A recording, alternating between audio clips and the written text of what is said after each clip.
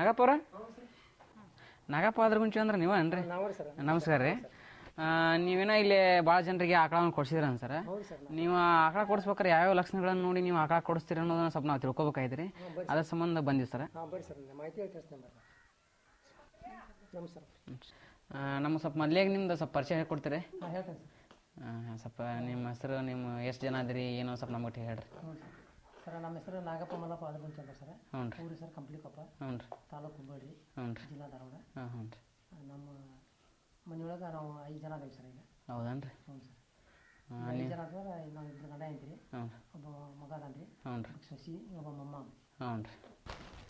ಈಗ ನಿಮ್ಮ ಕಡೆ ಆಕಳ ತಗೊಳ್ಳೋ ಕೆಲವೊಂದಿಷ್ಟು ಜನ ಬರ್ತಾರ ಅಂತಂದ್ರೆ. ಹ್ಞೂ ಸರ್. ಯಾವ್ಯಾವ ಹಳ್ಳಿಗಳಿಂದ ಅಥವಾ ಯಾವ್ಯಾವ ಊರುಗಳಿಂದ ನಿಮ್ಮ ಕಡೆ ಆಕಳ ತಗೊಳಕ್ಕೆ ಸರ್? ನಮ್ಮ ಕಡೆ ದನ ಕೊಂಡ್ಕೊಳಕ್ರಿ ಹುಬ್ಳಿಯವ್ರು ಬರ್ತಾರೆ. ಹ್ಞೂ. ಮತ್ತು ಬೈರಿಕೊಪ್ಪದವ್ರು ಬರ್ತಾರೆ ರೀ. ಇಲ್ಲೇ ವರೂರು ಅಂತ ಬರ್ತಾರೆ. ಪಾಲಿಕೊಪ್ಪದವ್ರು ಬರ್ತಾರೆ ಸರ್. ಮತ್ತು ಇಲ್ಲಿ ಕಲಗಟ್ಟಿಗೆ ಅವರು ಬರ್ತಾರೆ. ಮತ್ತು ಇವು ನಮ್ಮ ಸುತ್ತಮುತ್ತ ಈ ಸುಸಟಕೊಪ್ಪ, ಗಂಜಿಗಟ್ಟಿ, ಇದು ಕಂಪ್ಲಿಕೊಪ್ಪ, ಹಿಂಗೆ ಪಾಲಿಕೊಪ್ಪ ಅಂತ ನಮ್ಮ ಸುತ್ತ ಹಳ್ಳಿ ಜನ ಎಲ್ಲನೂ ನಾವು ನಮ್ಮ ಕಡೆಯಿಂದ ದನ ತೊಗೊಂಡು ಹೋಗ್ತಾರೆ.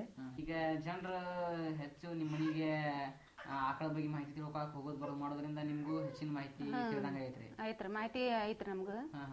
ಈಗ ನಮ್ಮನೆಯವ್ರು ಕೊಡ್ಸೋದ್ರಿಂದ ಆಮೇಲೆ ನಮಗೂ ಟ್ರೈನಿಂಗ್ ಆಗೈತಲ್ರಿ. ಎಲ್ಲಿ ಟ್ರೈನಿಂಗ್ ತೊಗೊಂಡಿದ್ರಿ? ಈಗ ರುಸೆಟ್ ಸಂಸ್ಥೆ ಅಂತ ಅಲ್ಲಿ ಹುಬ್ಬಳ್ಳಿ ಒಳಗೆ ಐತಲ್ರಿ.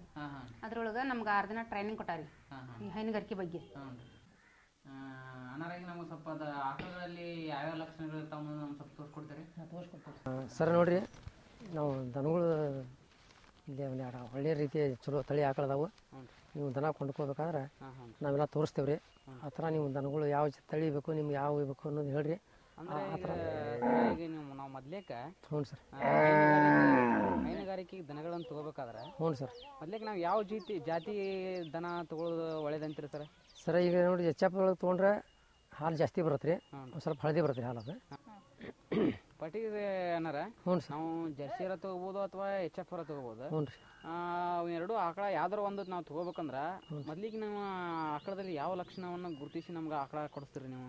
ಸರ್ ನೋಡಿರಿ, ನಮ್ಗೆ 1ನೇದು ಬೇಕು 2ನೇದು ಬೇಕು ನಾವು ಆಯ್ಕೆ ಮಾಡ್ಕೋಬೇಕ್ರಿ. ಅವನ್ನ ಅಂದ್ರೆ ಫಸ್ಟ್ನೇ ಸೂಲ ಅಥವಾ 2ನೇ ಸೂಲ ಬೇಕು ಅನ್ನೋದು ನಾವು ಆಯ್ಕೆ ಮಾಡ್ಕೋಬೇಕ್ರಿ. ಈಗ ಅದು ಎಷ್ಟನೇ ಫಸ್ಟ್ನೇ ಸೂಲ ಐತೋ ಅಥವಾ 2ನೇ ಸೂಲ ಐತೋ ಅನ್ನೋದನ್ನ ನಾವು ಹೆಂಗೆ ಗೊತ್ತು ಹಿಡಿಬೇಕ್ರಿ? ಸರ್ ಅದು 2ರಲ್ಲಿ ಇತ್ತಂದ್ರೆ 1ನೇ ಸೂಲ್ ರೀ. 4ರಲ್ಲಿ ಇತ್ತಂದ್ರೆ 2ನೇ ಸೂಲಕ್ಕೆ ಬರುತ್ತೆ ರೀ. ಅದು 6ರಲ್ಲಿ ಇತ್ತಂತಂದ್ರೆ 6ರಲ್ಲಿ ಕಡಿಯಲ್ಲ ಅಂತಂದ್ರೆ ಅದು 3ನೇ ಸೂಲಕ್ಕೆ 3ನೇ ಸೂಲ ಆಕತ್ರಿ. ಈಗ ಯಾವ ಸೂಲದೊಳಗೆ ನಮ್ಗೆ ಹಾಲು ಹೆಚ್ಚಿಗೆ ಕೊಡೋದ್ರಿ? ನಮ್ಗೆ 4ನೇ, ಈಗ 2ನೇ ಸೂಲಕ್ಕೆ 3ನೇ ಸೂಲಕ್ಕೆ ಹಾಲು ಚಲೋ ಬರುತ್ತೆ. ಹಾಲು ಹೆಚ್ಚಿಗೆ ಕೊಡೋದ್ರಿ? ಹೌದ್ರಿ. ಈಗ ಹಲ್ಲು ನೋಡ್ಬೇಕಂತಂದ್ರಲ್ರಿ? ಹ್ಞೂ ಸರ್. ನಮಗೆ ಸ್ವಲ್ಪ ಹಲ್ಲನ್ನು ತೋರಿಸ್ತೀರಿ? ಅವನ್ನ ತೋರಿಸ್ಕೊಡ್ತೇವೆ ಸರ್. ಹಿಂಗೆ ಹಲ್ಲು ನೋಡ್ಬೇಕ್ರಿ ಸರ್. ಹಲ್ಲು ನೋಡಿದ್ನ ಇಲ್ಲಿ 2 ದೊಡ್ಡ ಹಲ್ಲು ಇರ್ತಾವ್ರಿ. ಇಂಥ 3 ಹಲ್ಲಿಂದ 6 ಹಲ್ಲು ಸಣ್ಣ ಇರ್ತಾವೆ. ಅದು 2ನೇ ಸೂಲ 2ರಲ್ಲಿ ಇದೆ. ದೊಡ್ಡ ಬಿದ್ದು ಅಂದ್ರೆ ಅದು 2ರಲ್ಲಿ ಐತೆ ಅಂದಂಗ್ರಿ. ಅವು 4 ಹಲ್ಲು ದೊಡ್ಡ ಬಿದ್ರೆ 4 ಹಲ್ಲಿ ಇದ್ದಂಗ್ರಿ. 4 ಹಲ್ಲಿದ್ದ ದನಗಳು ದೊಡ್ಡ ಇದ್ದಿದ್ದ ದನಗಳು ತೊಗೊಂಡ್ರೆ ನಮ್ಗೆ ಅದು 2ನೇ ಸೂಲ ಅಂತ ಗೊತ್ತಾಕತ್ರಿ. 2ನೇ ಸೂಲ. 6ರಲ್ಲಿ ಇತ್ತಂದ್ರೆ ಅದು 3ನೇ ಸೂಲ್ ರೀ. ಈಗ ಇದು ಹಲ್ಲಾದ್ರಿ. ಇನ್ನೊಂದು ನಾವು ಮಖದಲ್ಲಿ ಮತ್ತೆ ಯಾವ ಲಕ್ಷಣವನ್ನು ಮಖದಲ್ಲಿ ನೋಡ್ರಿ, ನಮ್ಗೆ ಎಚ್.ಎಫ್ ಬೇಕಂತಂದ್ರೆ ಹಿಂಗ ಮಾರಿ ಮೇಲೆ ಮಕ್ಕೊಂಡಿರ್ಬೇಕ್ರಿ. ಚಪ್ಪಿ ಮೇಲೆ ಬಿಳುಪ್ ಇರ್ಬೇಕ್ರಿ. ಈಗ ಫಸ್ಟ್ನಿಗ್ರಿ ನಾವು ಮಖದಲ್ಲಿ ಲಕ್ಷಣ ಗುರುತಿಸೋದನ್ನ ಹೇಳ್ಕೊಡ್ರಿ. ಮಖದಲ್ಲಿ ಅಂದ್ರೆ ಈಗ ಈ ಕೊಂಬ್ ಯಾವ ರೀತಿ ಇರ್ಬೇಕು? ಈ ಕೊಂಬ್ ನೋಡಿ ಸರ್, ನಮ್ಮ ಹಿಂಗ ಮುಂಬ್ರಿ ಇತ್ತಂದ್ರೆ ಜರ್ಸಿ ಒಳಗೆ ಬರತ್ರಿ. ಇದ್ರಂಗ ಅಗಲಾಗಿ ಬಂತಂದ್ರ ಹಿಂಗ್ ಮುರುಗಿ ಬಂತಂದ್ರ ಇದು ಎಚ್.ಎಫ್ ಒಳಗೆ ಬರತ್ತೆ ಸರ್. ಹೌದ್ರಿ. ಈ ಕೊಂಬ್ ಅದಾವಲ್ರಿ, ಇವೇನ ಸಣ್ಣ ಇರ್ಬೇಕು ಅಥವಾ ದೊಡ್ಡ ಇರ್ಬೇಕಂತ? ಈ ಕೊಂಬ್ ನೋಡ್ರಿ ಜಿನಿಗ್ ಇರ್ಬೇಕ್ರಿ. ಇದು ಜಿನಿಗಿದ್ರೆ ಹೈನಕ್ ಚಲೋ ಆಕತ್ರಿ. ಮತ್ ದಪ್ಪ ಸೈಜ್ ಹನಿ ಆಗ್ಲಿತ್ತಂದ್ರ ಅದು ಹಾಲಿಗೆ ಒಂದ್ ಸ್ವಲ್ಪ ಇಳುವರಿ ಕಡಿಮೆ ಬರತ್ರಿ. ಹೌದನ್ರಿ.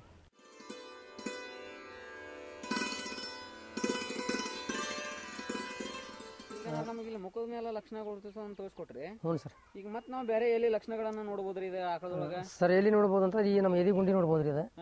ಇದೆಲ್ಲ ನೋಡ್ಬೋದು. ಇದು ನೋಡಿ ಸರ್, ಇದು ದಪ್ಪ ಇರಬಾರ್ದ್ರಿ. ಇದೇನ ಇಲ್ಲಿ ತಗೊಳೈತಲ್ರಿ, ಇದು ದಪ್ಪ ಸೈಜ್ ಇರಬಾರ್ದ್ರಿ. ಹಿಂಗ ಸಣ್ಣ ಇರ್ಬೇಕು, ತಿಳು ಇರ್ಬೇಕ್ರಿ. ಅಲ್ಲಿಂದವರೆಗೆ ಇಲ್ಲಿ ಎದಿ ಗುಂಡಿ ಅಗಲಿರ್ಬೇಕ್ರಿ. ಹಿಂಗ ಅಗಲಿರ್ಬೇಕು. ಇದು ಅಗಲಿರ್ಬೇಕ್ರಿ. ಹಾಲು ಚಲೋ ಬರತ್ರಿ. ಹ್ಞೂ ಸರ್. ಅದೇ ಏನೋ ಸ್ವಲ್ಪ ಮಿಸ್ಟೇಕ್ ಐತೆ ಆಕಳಂದಂಗ್ರಿ. ಅದು ಹಾಲಿನ ಇಳುವರಿ ನಮಗೆ ಚಲೋ ಬೇಕಂತಂದ್ರೆ ಈ ಎದಿ ಗುಂಡಿಲಿಂದ ರೀ ಇದು ನರ ದಪ್ಪ ಇರ್ಬೇಕು. ಮತ್ತು ಇದು ಸ್ಟ್ರೇಟ್ ಇರಬಾರ್ದ್ರಿ. ಹಿಂಗೆ ಡೊಂಕ ಇರ್ಬೇಕ್ರಿ. ಅದು ಹಿಂಗೆ ಡೊಂಕ ಇರ್ಬೇಕು. ಇಲ್ಲಿ ಬಂದದ ನೋಡ್ರಿ, ಮತ್ತೆ ಡೊಂಕ ಐತೆ ಹಿಂಗೆ ಹೋಗಿ ಹಿಂಗೆ ಬರ್ತದ. ಇಲ್ಲಿಂದ ಇದು ಹಿಂಗಿತ್ತಂತಂದ್ರೆ ಇಲ್ಲಿಂದ ಕೂಡ್ಕೊಂಡು ಇದು 2 ಮಲ್ಲಿಗೆ ಹಾಲು ಕೊಡತ್ರಿ. ಅದು ಈ ನರ ಇದು 2 ಮಲಿ ಕೊಡತ್ರಿ. ಹಾಂ ಹಾಂ ಅಚ್ಚ ಕಡೆ ನರ ಏನೈತಲ್ರಿ ಆ ಕಡೆ ಆ ಕಡೆ 2 ಮಲಿಗೆ ನರ ಕೊಡತ್ರಿ. ಅಂದ್ರೆ ನರ ನಿಮ್ಗೆ ಅದು ಡೊಂಕಾಗೆ ಇರ್ಬೇಕು ಇರ್ಬೇಕ್ರಿ ಅದು. ಮತ್ತು ಮಲಿಗೆ ಸೀದಾ ಬರ್ಬೇಕ್ರಿ ಇಲ್ಲಿ ಸೀದಾ ಬರ್ಬೇಕು. ಮತ್ತು ಇಲ್ಲಿ ಮತ್ತೆ ಹಿಂಗೆ ಟಚ್ ಇರ್ಬೇಕ್ರಿ ಅದಕ್ಕೆ. ಹೌದನ್ರಿ ಆ ನರದಿಂದ ಈ ನರಕ್ಕೆ ಈ ನರಕ ಮತ್ತೆ ಟಚ್ ಇರ್ಬೇಕ್ರಿ. ಟಚ್ ಇರ್ಬೇಕು. ಹಿಂಗೆ ಟಚ್ ಇಲ್ಲಿ ನೋಡಿರಿ ಇಲ್ಲಿ ಟಚ್ ಐತೆ ನೋಡಿರಿ. ಈ ನರದಿಂದ ಈ ನರಕ್ಕೆ ಟಚ್ ಇರ್ಬೇಕು ಹಿಂಗೆ ಟಚ್ ಇರ್ಬೇಕ್ರಿ. ಹಾಂ ಹಾಂ ಈ ತೋಡಿ ಈ ಕೆಸರ ಏನೈತಲ್ರಿ ಹಿಂಗೆ 2 ಕಡೆನೂ ಇದು ಸಮ ಇರ್ಬೇಕ್ರಿ ಮೇಡಮ್ ರೀ. ಇದು 2 ಕಡೆ ಸಮತೋಡಿ ಇರ್ಬೇಕು. ಹೌದನ್ರಿ ಮತ್ತು ಮಲಿ ದೊಡ್ಡ ಇರ್ಬೇಕ್ರಿ. ಹಿಂಗೆ ದೊಡ್ಡ ಇರ್ಬೇಕು. ಮಲಿಯಿಂದ ಮಲಿ 4 ಬಟ್ಟ ಹಿಂಗೆ ಅಗಲಿಕ್ಕೆ ಇರ್ಬೇಕ್ರಿ. ಈಗ ನಮ್ಮ ದನಗಳು ನಾವು ಮಾರ್ಕೆಟ್ನೊಳಗೆ ಕೊಂಡ್ಕೋಬೇಕಾದ್ರಿ ಈ ಕೆಚ್ಚಲ ಏರುಪೇರು ಇರ್ತೈತೆ ರೀ. ಹಿಂಗೆ ಏರುಪೇರು ಇದ್ದ ದನಗಳು ನಮ್ಮ ಒತ್ತಟೆ ಹಾಲು ಕಡಿಮೆ ಬರ್ತದೆ, ಒತ್ತಟೆ ಜಾಸ್ತಿ ಬರ್ತದೆ ಅದು. ಹಂಗೆ ಇರಬಾರ್ದು ಅನ್ನೋ ಉದ್ದೇಶಕ್ಕೆ ಇವು ಮಲಿ ಸಮಾನಿಗೆ ಹಿಂಗೆ ಕೈ ಹಚ್ಚಿದ್ರೆ ಸಮಾನಿಗೆ ಹತ್ತಬೇಕ್ರಿ. ಹಿಂಗೆ ಸಮಾನಿಗೆ ಹತ್ತಂದ್ರೆ ಕೆಚ್ಚಲೊಳಗೆ ಪ್ರಾಬ್ಲಮ್ ಇಲ್ಲ, ಒಂದು ಚೌಕ್ ಲೆವೆಲ್ ಐತೆ ಅಂದಂಗೆ ರೀ. ಹಾಲು ಇಳುವರಿ ನೋಡ್ರಿ ಇವತ್ತು ನಾವು ತೆಮ್ಮದಾಗ ನೀರು ಹಾಕಿಬಿಟ್ರೆ ತೆಗ್ಗಿಗೆ ಹೋಗಿಬಿಡತ್ರಿ. ಹೌದ್ರಿ ಹಿಂಗೆ ಸಮ ಐತೆ ಸಮಾನ ನೀರು ನಿಲ್ತಾವಲ್ರಿ ಗಂಗಾಳ ಒಳಗೆ. ಹಂಗೆ ನಮ್ಮ 4 ಮಲಿಗೂ 4 ಮಲಿ ಸಮಾನ ಹಾಲು ಬರುತ್ತೆ. ಅಂತರ ಇರ್ಬೇಕ್ರಿ. 4 ಬಟ್ಟ ಅಂತರ ಇರ್ಬೇಕ್ರಿ. ಹಿಂಗೆ ಮತ್ತು ಅಗಲ ಇರ್ಬೇಕು. ಸಮಾನಾಗಿ ಮಲಿ ಇರ್ಬೇಕು. ಹಿಂಗೆ ಗಟ್ಟಿ ಕೆಚ್ಚಲ್ ಇರ್ಬೇಕ್ರಿ. ಕೆಚ್ಚಲ್ದೊಳಗೆ ಜೋಳ ತೊಡಿ ಅಂತ ಹಿಂಗೆ ಜೋತಿ ಬಿದ್ದಿರತ್ರಿ. ಆ ಜೋಳ ತೊಡಿ ಇತ್ತಂದ್ರೆ ಹಾಲು ಕಡಿಮೆ ಐತ್ರಿ. ಅದು ಹೆಂಗೆ ಹಿಡಿಬೇಕಂತ ಸರ್ ಈಗ ಐತಿ ನೋಡ್ರಿ ಇಲ್ಲಿ ಇದು ಗಟ್ಟಿ ಐತ್ರಿ. ಕೆಚ್ಚಲ ಸ್ವಲ್ಪ ಸಣ್ಣದೈತಿ. ಅದು ಹಿಂಗೆ ಅಗಲು ಬರ್ತೀರಿ. ಬಿಗಿ ಅಂತಾರೆ ಇದಕ್ಕೆ. ಗಟ್ಟಿ ಕೆಚ್ಚಲ ಅಂತಾರೆ. ಅದು ಜೋಳದೊಡಿ ಅಂತಾರೆ. ಹಿಂಗೆ ಜೋತಿ ಬೀಳತ್ರಿ. ಅದು ಇಲ್ಲಿ ಹಿಂಗೆ ಹಿಡಿದ್ರೆ ಅಗದಿ ಮಿದು ಬರತ್ರಿ. ಅದು ಹಿಂಗೆ ಸರಾಡ್ತೈತ್ರಿ. ಅದು ಹಂಗೆ ಸರಿ ಬಾರ್ದ್ರಿ. ಅಂಥ ದನಗಳು ನಾವು ಕೊಂಡ್ಕೋಬೇಕು. ಖರೀದಿ ಮಾಡ್ಬೇಕ್ರಿ. ನೀವು ಅದ ಕೆಚ್ಚಲ ಬಗ್ಗೆ ಹೇಳಿದ್ರಿ. ಹ್ಞೂ ರೀ. ಮತ್ತು ಇನ್ನೂ ಬೇರೆ ಲಕ್ಷಣಗಳನ್ನು ನಾವು ಇದ್ರೊಳಗೆ ಹೋಲಿಸ್ಬೋದನ್ರಿ? ಹೋಲ್ಸಕ್ಕೆ ಬರುತ್ತೆ ಸರ. ನೀವು ಯಾವನ್ನೇ ಕೇಳ್ಬೋದು. ಇಲ್ಲೇ ಮತ್ತು ಸುಳಿ ಇರುತ್ತೆ ಸರ. ಹಾಂ ಹಾಂ ರೀ. ಇಲ್ಲೇ ಸುಳಿ ಇತ್ತಂದ್ರೆ ಇನ್ನಿಗೆ ಸಂಬಂಧಪಟ್ಟ ಲಗತ್ತಿಗೆ ಐತಂತಂದ್ರೆ ಈ ಚಪ್ಪಿ ಬೈತೆ ನೋಡ್ರಿ. ಇದು ಮುಂಗಾಲ ಚಪ್ಪಿ ಎಲಬಿನ ಹಂತಕ್ಕಿತ್ತಾರ ಇದು ಕಾಯಿ ಸುಳಿ ಹಾಕ ಸರ. ಹೌದ್ರಿ. ಈ ಎಲಬಿನ ಹಿಂದಿತ್ತಂತಂದ್ರೆ ಯಾವಕ್ಕೂ ಏನು ಸಂಬಂಧ ಇಲ್ಲ ರೀ. ಒಳ್ಳೆ ಸುಳಿ ಅಂತಾರ. ಚಲೋ ರೀ. ಅದು ಅಂದ್ರೆ ಚಪ್ಪಿ ಬಿಟ್ಟು ಒಂದು 4 ರಿಂದ 5 ಬರ್ಡ್ ಹಿಂದಕ್ಕೆ ಇರ್ಬೇಕ್ರಿ. ಮತ್ತು ಇದ್ರಾಗನ ಇಲ್ಲಿ ಈ ಚಪ್ಪಿ ಇಲ್ಲಿಂದ ಹಿಡಿದು ಮತ್ತೆ ಇಲ್ಲಿ ಪೂರ್ತಿ ಇನಿ ಮೇಲೆ ಇರುತ್ತೆ ರೀ.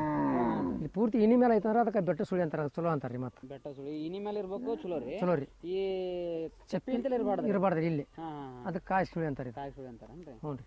ಮತ್ತೆ ಈ ಮತ್ತೇನು ಲಕ್ಷಣ ಇದ್ರಲ್ಲ? ಮತ್ತೇನು ಸರ್ ಅಂದ್ರೆ ಇದೇ ಸುಳಿನ ಇಲ್ಲಿರೋ ಬದ್ಲಿ ಇಲ್ಲಿ ಈ ಚಪ್ಪಿ ಅಂತ ಇಲ್ಲಿತ್ತಂದ್ರೆ ಅಂದ್ರೆ ಹಿಂದಿನ ಕಾಲಿನ ಚಪ್ಪಿ ಇತ್ತಂತಂದ್ರೆ ಅದಕ್ಕೆ ಕಸಬೆ ಸುಳಿ ಅಂತಾರೆ. ಕಸಬೆ ಸುಳಿ ಅಂತಾರೆ. ಅದು ಇರಬಾರ್ದ್ರಿ ನಮ್ಗೆ ಮುಖ್ಯವಾಗಿ. ಇದು ಇಲ್ದಂಗೆ ನಾವು ನೋಡ್ಕೊಂಡು ದನ ಕೊಂಡ್ಕೋಬೇಕ್ರಿ. ಯಾಕಂತಂದ್ರೆ ನಮ್ಗೆ ಹಾಲಿಗೆ ಏನು ಪ್ರಾಬ್ಲಮ್ ಬಂದಿರೋದಿಲ್ಲ ರೀ. ಅದು ಅಕಸ್ಮಾತ್ ನಾವು ಮುಂದೆ ಮಾರಾಟ ಮಾಡ್ಬೇಕಂದ್ರೆ ಒಂದು ಸ್ವಲ್ಪ ರೇಟ್ ಹೆಚ್ಚು ಕಡಿಮೆ ರೇಟ್ ಮಾಡ್ತಾರೆ ರೀ. ಅವಕ್ಕೆ ನಾವು ತೊಗೋಬೇಕಾದ್ರೂ ಸ್ವಲ್ಪ ಕಡಿಮೆನಾಗ ಇರ್ತೈತಿ. ಕೊಡ್ಬೇಕಾದ್ರೆ ಒಂದು ಸ್ವಲ್ಪ ರೇಟ್ ಕಡಿಮೆ ಆಗತ್ತೆ. ಅದನ್ನ ನಾವು ನೋಡ್ಕೊಂಡು ತೊಗೋಬೇಕು. ಈಗ ನಾವು ಈ ದುಬ್ಬ ಐತಲ್ರಿ ಈಗ. ಹ್ಞೂ ಸರ್. ಈ ದುಬ್ಬ ಸವನಾಗಿರ್ಬೇಕು ಅಥವಾ ಹೆಂಗಿರ್ಬೇಕು ಸರ್ ಇದು? ಈ ನಮ್ಮ ಎಚ್ಚಪ್ಪದೊಳಗೆ ಐತಲ್ರಿ ಸರ, ಇದು ಸ್ವಲ್ಪ ಡುಬ್ರಿ ಚೌಕ ಬರತ್ತೆ ರೀ. ಇದು ಚೌಕ ಇರ್ಬೇಕು. ಇದು ಜರ್ಸಿ ಒಳಗೆ ತೊಗೊಂಡ್ರೆ ಸ್ವಲ್ಪ ಹೋಳ ಬರತ್ತೆ ರೀ. ಹೋಳ ಬರುತ್ತೆ. ಅಂದ್ರೆ ನಾವು ಹೆಚ್ಚಿನ ಜರ್ಸಿ ತಗೊಳ್ಳಿ ಎಚ್ಚಪ್ಪ ತಗೊಳ್ಳಿ ಇದು ಸಮಾನಾಗಿರ್ಬೇಕು. ಚೌಕ ಇರ್ಬೇಕ್ರಿ. ಚೌಕ ಇರ್ಬೇಕ್ರಿ. ಈಗ ನೋಡಿ ಸರ್ ಇಲ್ಲಿ ನಮ್ಮ ದುಬ್ಬದೊಳಗೆಲ್ಲ ನೋಡ್ಕೊಂಡ್ ಬಂದ್ವಿ. ಈಗ ದುಬ್ಬದೊಳಗೆ ಹೆಂಗೆ ನಮ್ಗೆ ಚೌಕ ಲೆವೆಲ್ ಇತ್ತು ಆಕಳ, ಅದೇ ಥರ ಹಿಂದಿನ ಲೆವೆಲ್ ಚೌಕ ಇರ್ಬೇಕ್ರಿ. ಚೌಕ ಇತ್ತಂದ್ರೆ ನಮ್ಗೆ ದನಗಳು ಹಾಲು ಚಲೋ ಬರುತ್ತೆ ರೀ. ಇಲ್ಲಿ ನಮ್ಮ ಈ ಕೆಚ್ಚಲ ಒಂದು ಗಟ್ಟಿ ಸೈಜ್ ಬರುತ್ತಲ್ರಿ. ಗಟ್ಟಿ ಸೈಜ್ ಬಂದು ಹೊತ್ತಿನಾಗ ಕಾಲು ಸ್ವಲ್ಪ ಅಗಲಿರ್ಬೇಕ್ರಿ. ಇಲ್ಲಿ ಅಗಲಿತ್ತಂದ್ರೆ ಇದಕ್ಕೆ ಅಗದಿ ಹಳವಾರಾಗಿ ಅಡ್ಯಾಡ್ತೈತ್ರಿ.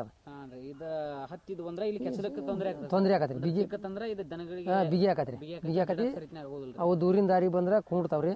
ಮತ್ತು ಅವು ಬಡ ನಡ್ಯಾಕ ಬರಂಗಿಲ್ರಿ. ಹಿಂಗೆ ಅಗಲಿತ್ತಂದು ಚಲೋ ನಡಿತೈತ್ರಿ. ಮತ್ತು ಗಟ್ಟಿಗೊಳಗೆ ಇರ್ಬೇಕ್ರಿ. ಶಟಿಗಾಲ್ ಇರಬಾರ್ದು. ಗಟ್ಟಿಗೊಳಗಂತಂದ್ರೆ ಕ್ಯಾಂಪ್ಗೊಳಗೆ ಇರ್ತಾವ್ರಿ ಸರ. ಅವು ಕ್ಯಾಂಪ್ಗೊಳಗಿದ್ರೆ ದನ ಕುಂಡ್ತೈತ್ರಿ. ಅದು ಮಿದುವ್ರಿ. ಅದು ಈ ಕರೆ ಕೊಳಗದ ದನ ಐತಂದ್ರೆ ಗಟ್ಟಿ ದೊಡಿ ಗಟ್ಟಿ ಕಾಲಕ್ಕ ಅಂದ್ರೆ ಕರೆ ಕೊಳಗದ ದನ ಇರ್ಬೇಕ್ರಿ. ಅಂದ್ರೆ ಇವು ಕೆಂಪ್ ಇದ್ವು ಅಂದ್ರೆ ಮಿದು ಬರ್ತಾವ್ರಿ. ಅವು ಸ್ವಲ್ಪ ಕಲ್ಲಾಗ ಹೋದ್ರೆ ಕುಂಡ್ತಾವ್ರಿ. ಹಿಂಗೆ ಕರೆ ಕೊಳಗಿತ್ತಂದ್ರೆ ಕೂಟಂಗಿಲ್ರಿ. ಅದು ಗಟ್ಟಿ ಬರತ್ರಿ. ಇದು ಗಟ್ಟಿ ಬರುತ್ತೆ. ಅಡ್ಡಾಡ್ಸ್ಬೋದು. ನಾವು ಹೊಲಕ್ಕೂ ಒಯ್ಬೋದ್ರಿ. ಇದಕ್ಕೇನು ಪ್ರಾಬ್ಲಮ್ ಬರಂಗಿಲ್ಲ. ಗಟ್ಟಿಗೊಳ ತಗೋಬೇಕ್ರಿ. ಈ ಕ್ಯಾಂಪ್ ಮುಡಿ ನಾವು ತೊಗೊಂಡ್ವಿ ಅಂದ್ರೆ ದಾರಿ ನಡೆಸಿದ್ವಿ ಅಂದ್ರೆ ಅದು ಸ್ವಲ್ಪ ಕುಂಡ್ತದ ನೋಡ್ರಿ. ಅದು ಕುಂಟಿದಾಗ ಹಾಲಿನ ಇಳುವರಿ ಕಡಿಮೆ ಬರ್ತದ್ರಿ. ಅದಕ್ಕೆ ಕುಂಟಿಸಿದ್ರೆ ದನದ ಹಾಲಿನ ಇಳುವರಿ ಕಡಿಮೆ ಬರತ್ರಿ. ಆ ದನ ಕುಂಟಬಾರ್ದ್ರಿ.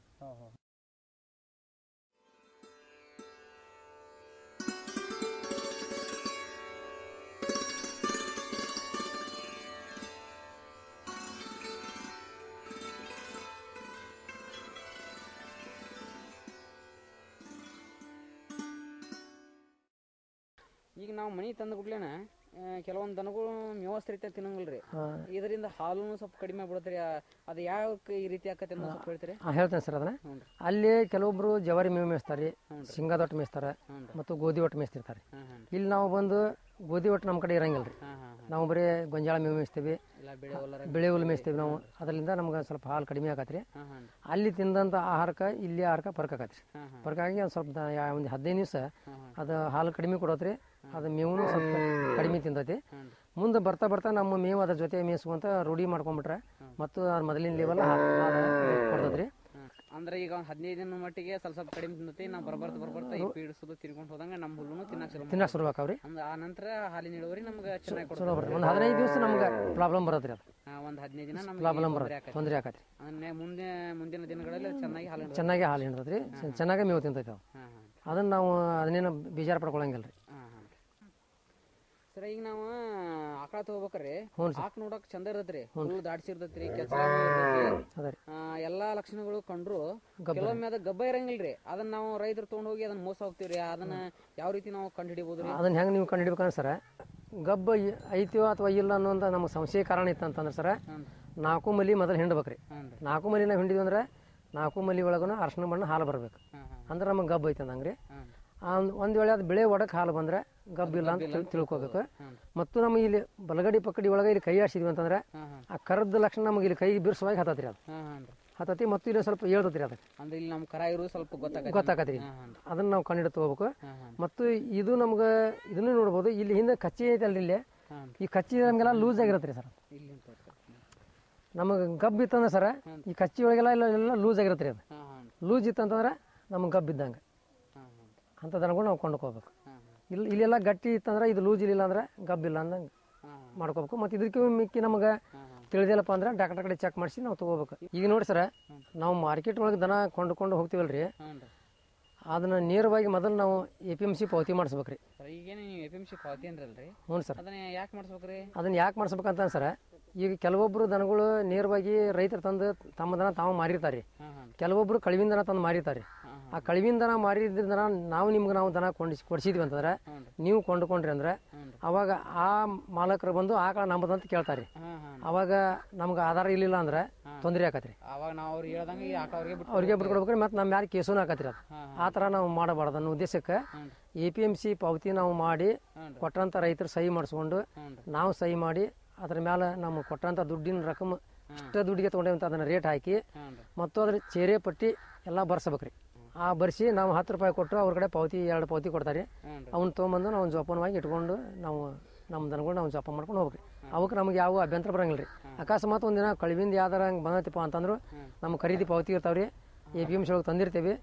ಕಾನೂನು ಪ್ರಕಾರ ಅವ್ ಯಾವ ಮನುಷ್ಯ ಕೊಟ್ಟಿರ್ತಾನ ಅವನ್ನ ನೇರವಾಗಿ ಹಿಡಿಬೋದು. ಹಿಡಿದು ಅವ್ರ ಕ್ರಮ ತಗೊಂತಾರೆ. ತೊಂದರೆ ನಮಗೆ ತೊಂದರೆ ಆಗಂಗಿಲ್ಲ ರೀ, ಅವ್ರಿಗೆ ತೊಂದರೆ ಆಕೈತಿ ಅದು.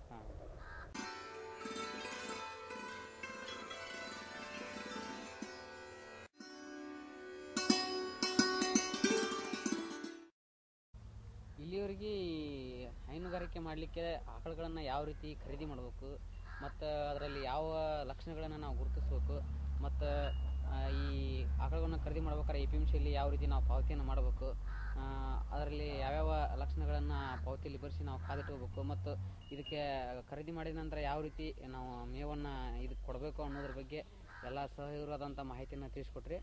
ಇದಕ್ಕಾಗಿ ಬೈಪ್ ಮತ್ತು ಡಿಜಿಟಲ್ ಗ್ರೀನ್ ಸಂಸ್ಥೆ ಧನ್ಯವಾದ.